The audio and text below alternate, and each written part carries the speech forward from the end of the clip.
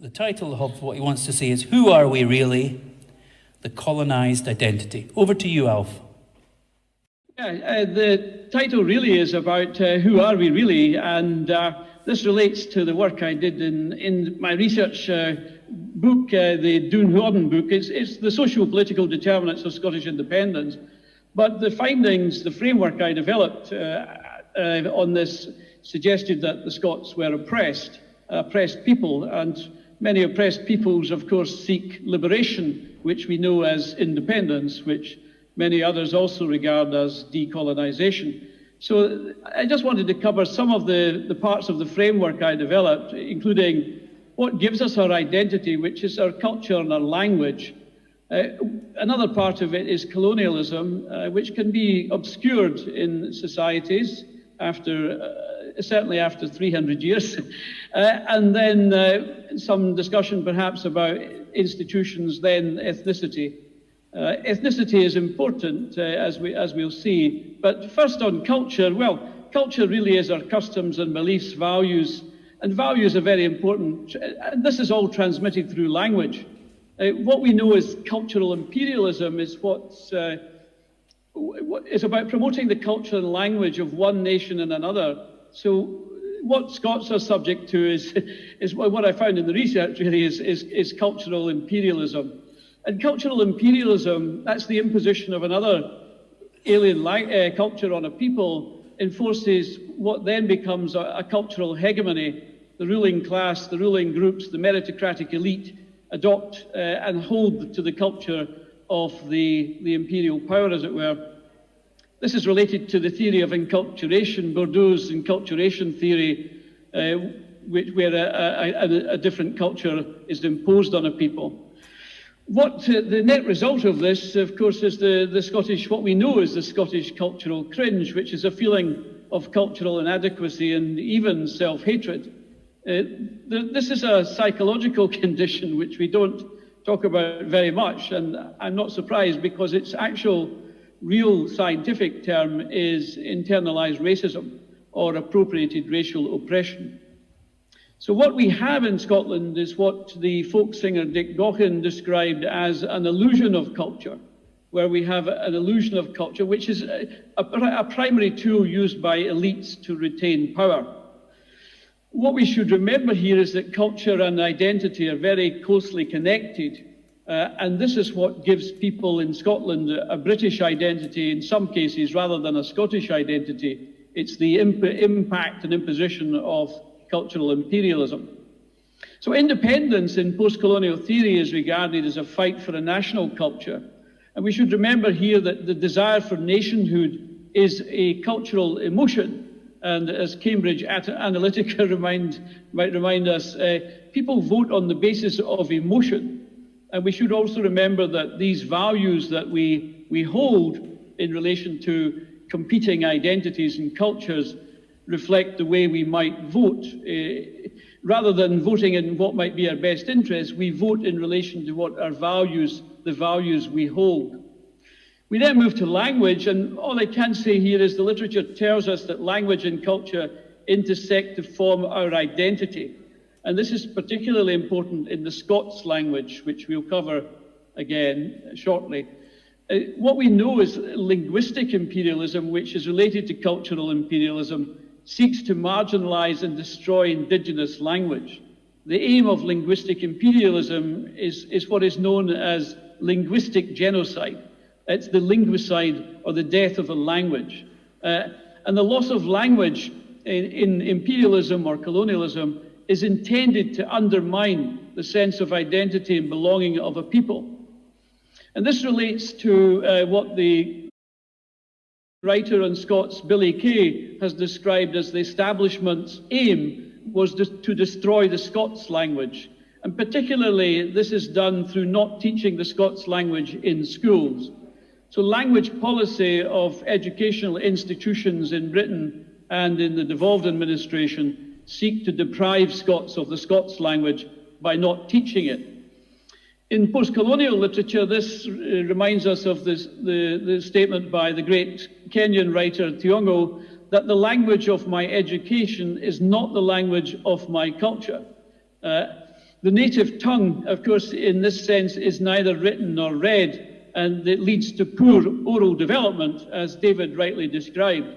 And we're all subject to it. As soon as we go into primary schools, our braw Scots mither tongues driven out our heads.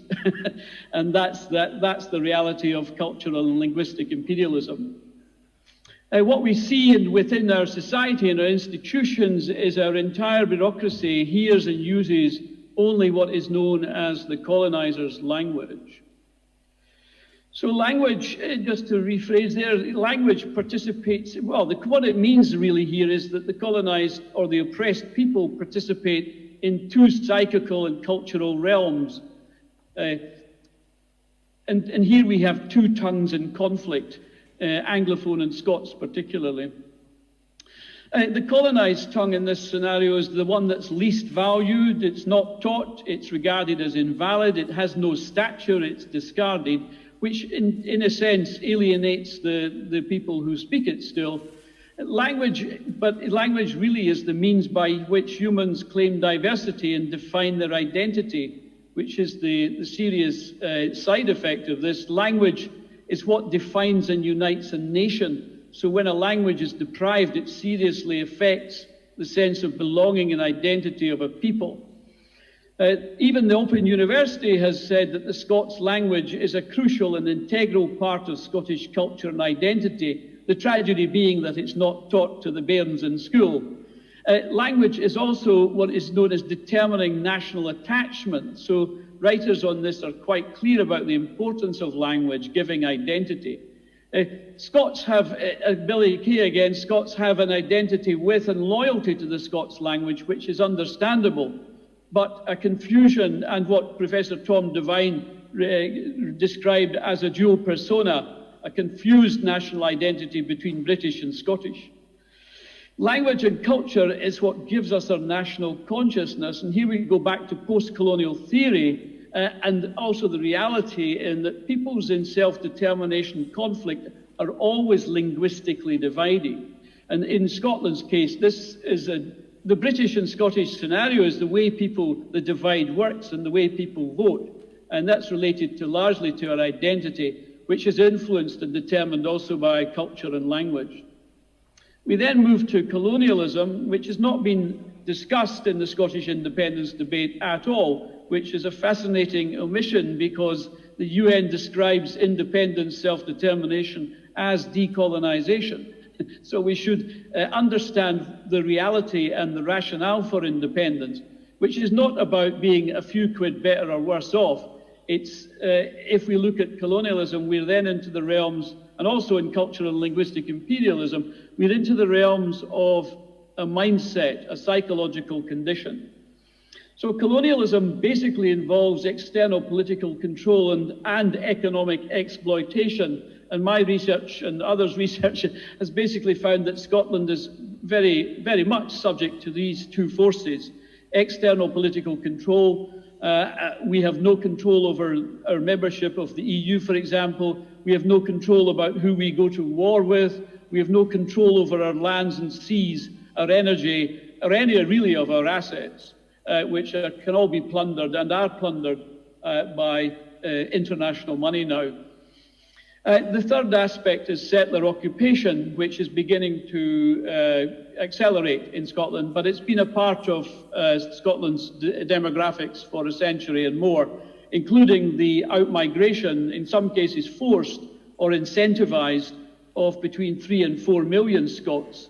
And in colonialism, that is understood as what is known as banishment of the natives. And that is and was a policy of successive British governments. Within the Scottish context and UK, we also have what is known, the research on internal colonialism, where a country, an oppressed people live as an ethnic minority, live within a larger state. And here we have what research found is a cultural and ethnic division of labour favouring the Anglophone dominant group. And this includes also the native elites who take on the culture and language of the power. This also, internal colonialism leaves a nation and a territory, in this case Scotland, and also the Celtic periphery in the UK, Ireland and Wales, economically underdeveloped. The industry and the economies are subject to rather narrow specializations of industry, and they're to really serve the mother country, which in this case is England, and its needs. So Scotland is not developed as it would be under independence. Because of this cultural and ethnic division of labour and economic underdevelopment, exploitation, lower GDP, lower trade and so on, what we see is the rise of an independence movement which reflects ethnic solidarity of Scots speakers. And this is a well-known factor in international imperialism, colonialism, decolonization. And the reason why it reflects ethnic solidarity of Scots speakers is their oppression is ethnic oriented. We should remember that colonialism is always a cooperative venture with native elites, the bourgeoisie in particular, but also elements of the proletariat who benefit from colonialism, and they tend to operate in a cooperative manner with the dominant power.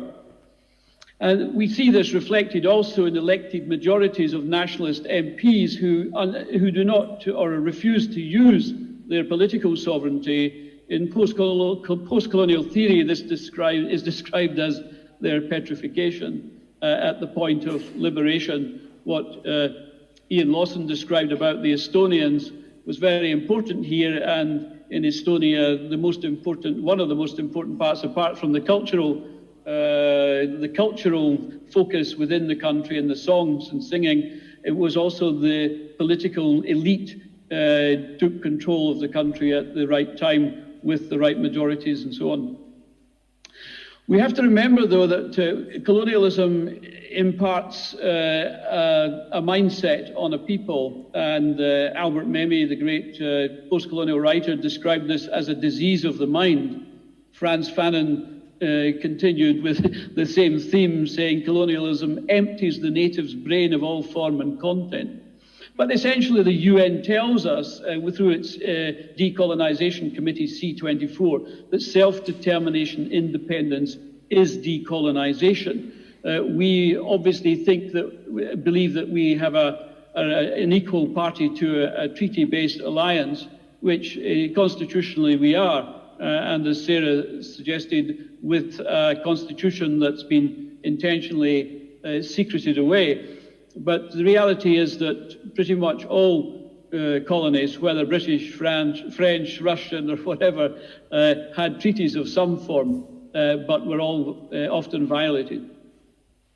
Just a brief word on institutions. Because we have a cultural and linguistic domination by another culture, as it were, Scotland is controlled by an Anglophone unionist establishment. A meritocratic elite reflects this cultural division of labour in the internal colonial model.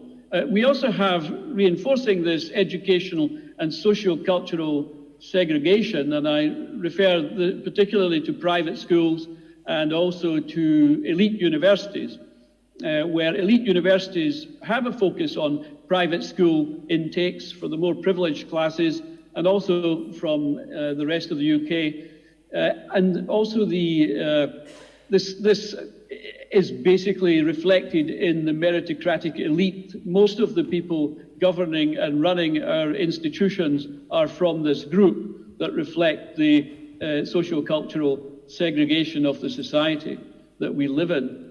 So what eventually happens with this is that cultural division is built on social-linguistic prejudice. There is a prejudice clearly against the Scots language, and the social exclusion occurs then of ethnic Scots speakers. The problem this gives to any colonial society, if you like, is it always ends up with a mediocre meritocracy. So we see institutions making terrible mistakes. It's largely because the meritocratic elite is drawn from a relatively narrow part of society and also from the mother country. But essentially what this means is that discrimination becomes institutionalized throughout the country. This has adverse health impacts for cultural and economic underdevelopment, leading to social inequalities and poverty, a schizoid personality and alienation, depression and anxiety, and adverse health impacts.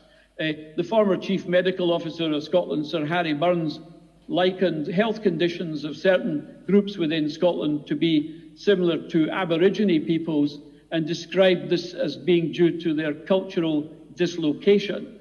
Under cultural imperialism, the indigenous native culture is broken and suspended. But essentially also under economic underdevelopment, and we can say here that Scotland is underdeveloped compared to many other European and other countries. Our infrastructure as well is underdeveloped. And this economic underdevelopment in internal colonialism or colonialism parallels linguistic underdevelopment. So here we should remember that culture and language is very, very important. I just want to briefly go on to the subject of ethnicity. It's not something that has been discussed in the independence debate, but we should remember that imperialism and colonialism involves ethnic discrimination of native speakers and their culture. They're not teaching our language, they're not valuing our language, so they didn't value our folk, and that's the outcome of that. And this relates, well, colonialism and certainly cultural imperialism involves basically racism. And we should remember that, and remember also that the Scots are an ethnic minority within a UK context, seeking self-determination.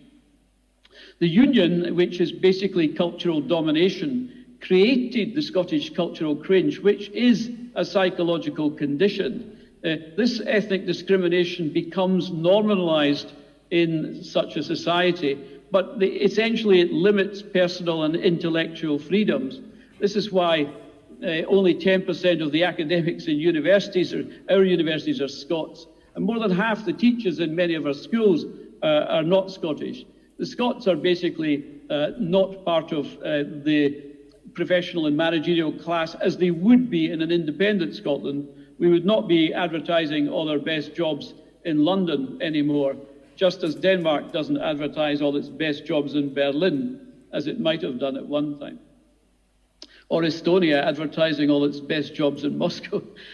But essentially what this means is imperialism, colonialism, ethnic discrimination of native communities and speakers and depriving them of their language leads to what we know as the Scottish cultural cringe, but what I've described is the psychological condition known as internalised racism, which is also known as appropriated racial oppression. And this is where the people appropriate negative stereotypes about them. The stereotypes of the Scot, as we know, are well established in the media, TV, and so on. Subordination and deprivation is then considered by that oppressed group to be deserved. The oppressed group then devalue their own group and adopt patterns of thinking which support maintaining the status quo. The oppressed group members then also seek conformity with the oppressor group culture, which means essentially casting off their own language and culture. So that's MI5 catching up with you. Identity culture. What happens is that what is known in post-colonial literature is cultural obliteration due to linguistic and cultural imperialism.